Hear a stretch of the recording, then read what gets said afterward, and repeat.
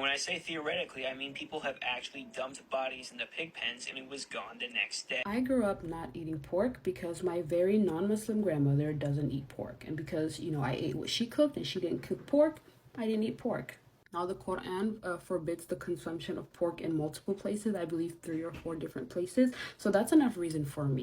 But my grandmother's reason is far from religious, even though I'm pretty sure the Bible also says not to eat pork. So this happened a long time ago before I was born, obviously, when my grandmother goes to a party and she's feeling us to poop.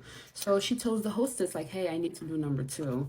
And the hostess takes her to the backyard and shows her the pig pen. And she's like, oh, you can do your business in there. And so she's obviously very confused because it's like, where's the toilet? So the host explains to her, like, the pigs are at the bottom and it's an elevated surface where you are basically to climb up, do your business, and then the pigs are going to eat that. It's worth mentioning that the story does take place in Cameroon. I'm pretty sure that your pigs that are being born and bred in the US and Asia and UK are not being fed human feces, but that's just my grandmother's story. She does not proceed, but she leaves that party with a permanent hate for pig, pork, and anything associated with pork meat. Nowadays, there's all this research that goes into the consumption of pork and why it's not really good for you, and like the warmth that pork meat has, no matter how much you cook it, and how it affects the brain, the heart, the livers, and literally any organ that it gets into. Even looking at how we use the word pig or pork in our vocabulary, it's never in a positive light. They say, oh,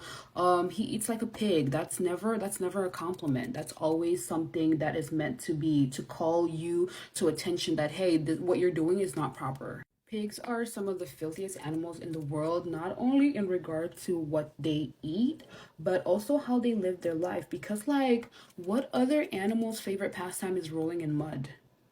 Pigs are also known for eating their own poop and their children. When I was looking into Islam, even though I wasn't a frequent pork eater, eventually as an adult, I did eat bacon. I think that's really the only form of pork that I consumed. I asked a lot of questions, and one of the questions I asked was regarding, like, what's up with the pork, yo? And the way it was explained to me, mashallah, it just made so much sense, and that has stuck with me since then. I was told that pigs were put on the earth by Allah subhanahu wa ta'ala to basically be like custodians of the earth. Now, what do custodians do? They take away dirt, they clean up places. And again, this is how God created them, and He created them this way for a reason. Pigs have very simple digestive systems, and they can digest pretty much anything, including things like metal. In a practical example with like pollution, let's say plastics and metals and glasses and stuff, if you swallow a piece of plastic, in 2 days or so, you're going to poop out that piece of plastic. Or if you accidentally swallow a safety pin, it's probably going to be mixed up in the poop, but you're going to poop out that safety pin in. But a pig will digest that safety pin and it's going to come out only poop, no metal.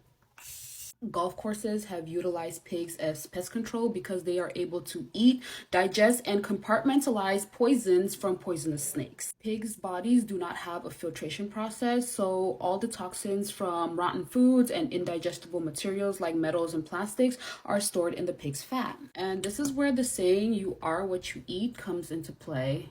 Because while human bodies do have better filtration processes than a pig's, some of those toxins will inevitably be stored in your body. And that is why decades later, scientists are able to tell us that King George's prolonged and increased insanity was as a result of his doctors accidentally poisoning him with arsenic, thinking that they were treating him because they tested his hair. So ladies and gentlemen, you are what you eat.